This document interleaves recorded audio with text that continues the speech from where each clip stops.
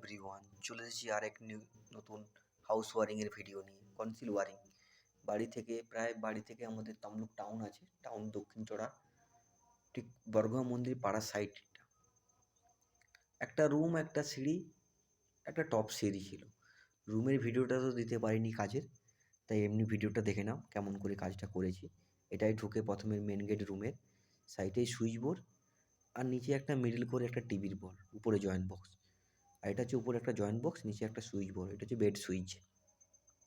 আর এই সাইডটায় একটা এসির পয়েন্ট করা আছে, এই বাঁশের ঠিক সাইডটাতে একটা এসির পয়েন্ট করা আছে। আর যে দরের কাজটা হবে সেটা কাটিং করে হাতুড়ি লেগে পড়েছে কাটিং করতে।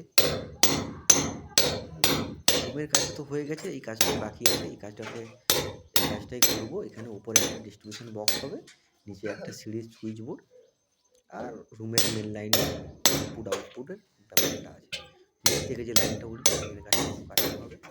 আর টপে একটা সিঁড়ি আছে, সেটা এখন খোলা হয়নি, তার এই কিছুদিন আগে ঢালাই হয়েছে, ওটা পরের ভিডিওতে দেখাবো।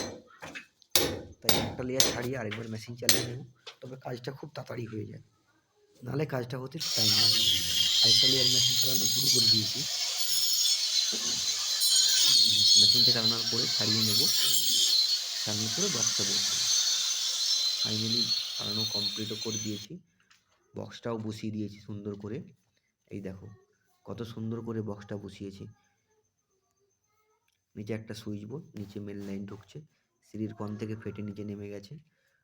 ডিস্ট্রিবিউশন বক্স, রুমের main input line, output line করে দিয়েছি।